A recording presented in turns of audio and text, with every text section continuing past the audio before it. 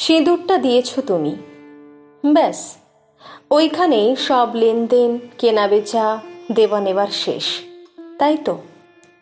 আর তারপর থেকেই সব দিতে হয় আমাকে। কি কি দিয়েছি আমি?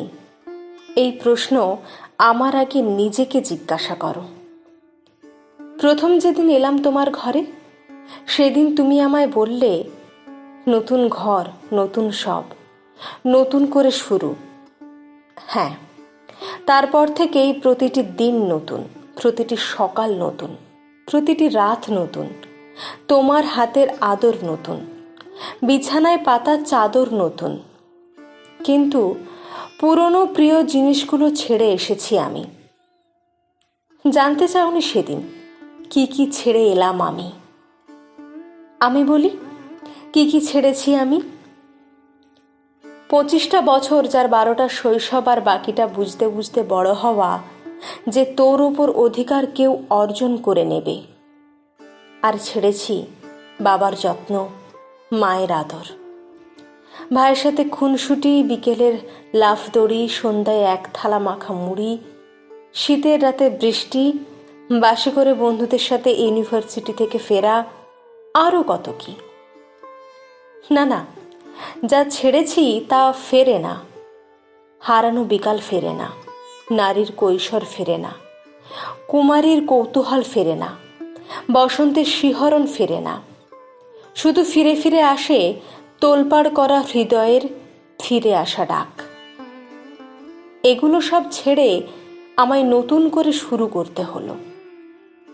কত সহজেই বলেছিলে তুমি, কিন্তু বোঝনি নতুন করে শুরু করা কতটা কঠিন ছিল।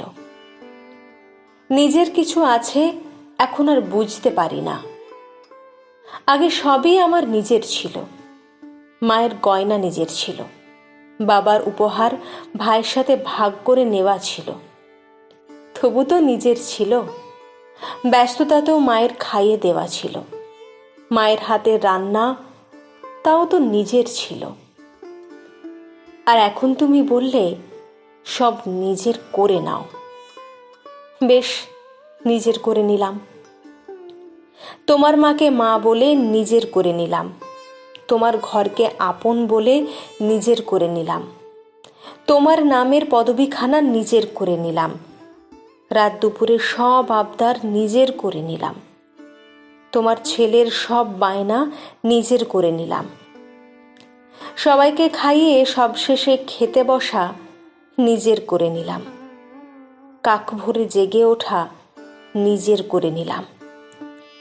মায়ের কাছে গেলে মা এখনো বলে, কিরে, দুমুঠো ভাত খাইয়ে দেব, চুলটা তোর বেঁধে দেব, আজ একটু ঘুমো না মা, ও বাড়িতে উঠিস না হয় ভোরে। ভাবি, ও বাড়িটা সত্যি কি আমার মা? ওখানে আমি কারো স্ত্রী, কারোর মা, কিন্তু কারো মেয়ে তো নয় মা। এখানে আমি তোমার মেয়ে, ঠিক যেমন ছিলাম আগে। তাই এখনো যখন এ বাড়িতে ফিরি, মনে হয় মা, এটাই আমার বাড়ি, আর ওটা শ্বশুর বাড়ি। কলমে তনুশ্রী পাল।